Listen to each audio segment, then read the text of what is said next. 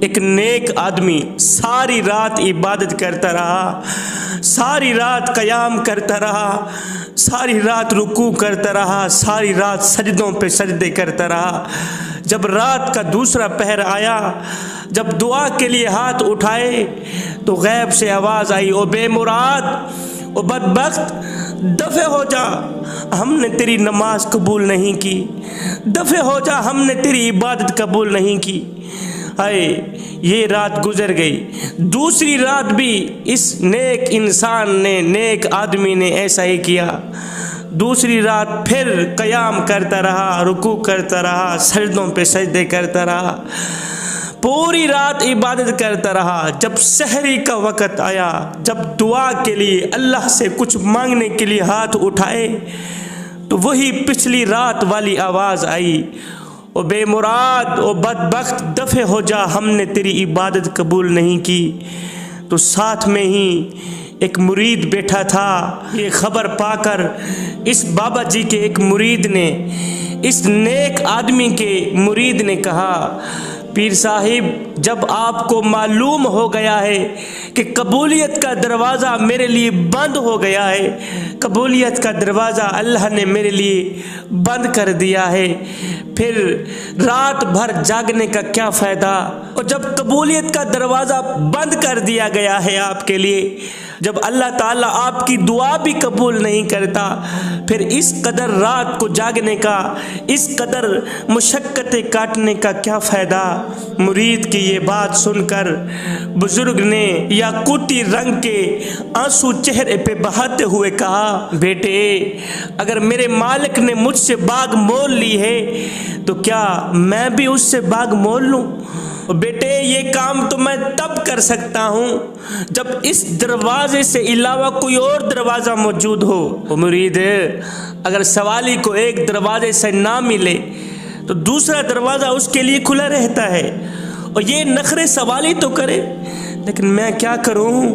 اس دروازے سے علاوہ کوئی اور دروازہ میرے سامنے نہیں ہے، اس چوکھٹ کے علاوہ کوئی اور چوکھٹ میرے سامنے موجود نہیں ہے، یہ دروازہ چھوڑ کر میں جاؤں تو کہاں جاؤں؟ بیٹے، اگر اس کوچے میں میرے لیے کوئی جگہ نہیں ہے تو پھر دوسرا کوچہ بھی تو کوئی نہیں ہے جہاں میں منہ کر کے چلا جاؤں۔ بیٹا، میرا مالک، میرا محبوب اگر مجھ سے ناراض ہے تو میں ساری زندگی اس چوکھٹ پہ پڑا رہوں گا، میں ساری زندگی اس دروازے پہ پڑا رہوں گا، اس دروازے سے ہٹ کر کہیں نہیں جاؤں گا۔ ایک دن آئے گا میرا محبوب مجھ پہ راضی ہو جائے گا، ایک نہ ایک دن یہاں پر پڑے رہنے سے میرا کام بن جائے گا۔ اے بھوکا روٹی کی طرف نہ جائے تو اور کہاں جائے، پیاسا پانی کی طرف نہ جائے تو اور کہاں جائے۔ آئے، یہاں سے سچے دل سے یہ جملے نکلے ہی تھے، ادھر میرے کریم رب کی رحمت کو جوش آ گیا۔ ایک دم غیب سے آواز آئی، او بزرگ میاں، تیرے اندر کوئی اور کمال تو نہیں ہے، پر سن، تیرے اس عقیدے کی وجہ سے اللہ نے تیرے ساتھ رسائی کر لی، اللہ نے تجھے اپنا محبوب بنا ڈالا ہے۔ تیرے اس عقیدے کی وجہ سے، تیری اس عاجزی کی وجہ سے اللہ نے تیرے ساتھ رسائی کر ڈالی ہے۔ کوئی وقت نہیں لگا، کوئی ٹائم نہیں لگا، کوئی دن نہیں لگے، کوئی عرصہ نہیں لگا،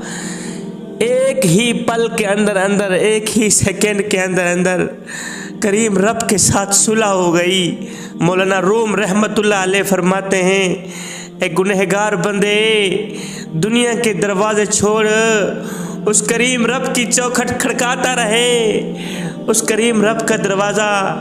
کھٹکاتا رہے،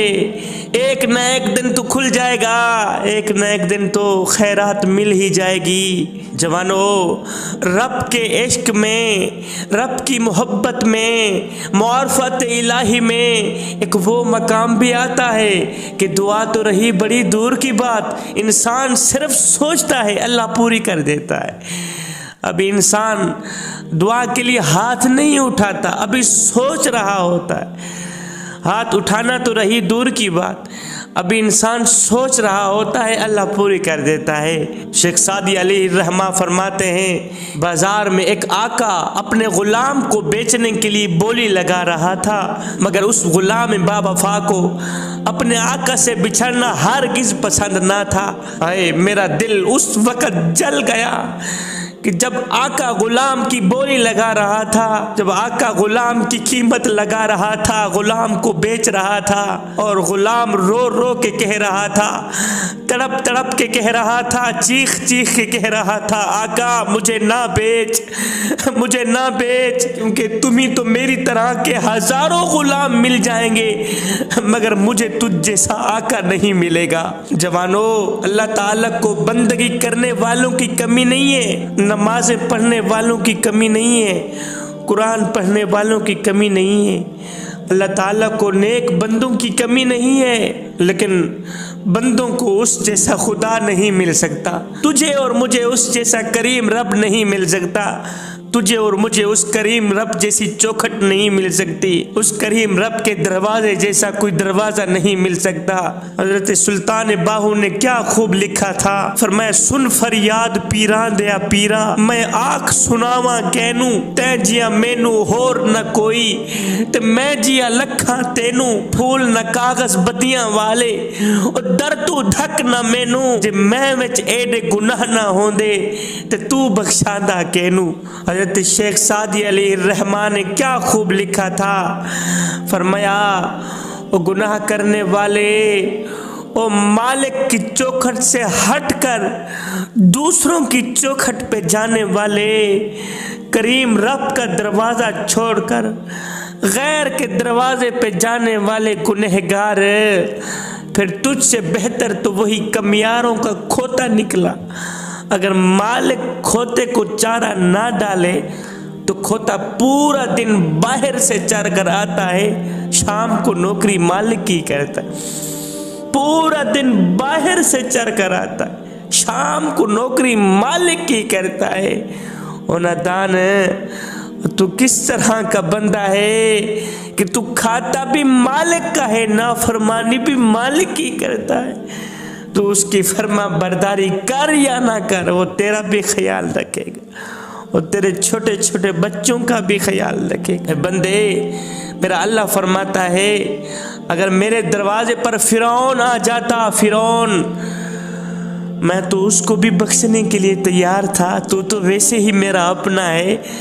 تیرا میرا تو ذاتی تعلق ہے، اس لیے کہ تو میرے حبیب کا امتی ہے، تو میرے محمد کا امتی، تو میرے محبوب کا امتی۔ بندے، ایک بار تو میری چوکھٹ پہ آ کر تو دیکھ، ایک بار اپنا سر جھکا کر تو دیکھ، بخشش کی حد نہ کر دوں، مجھے رب العالمین بھی نہ کہنا۔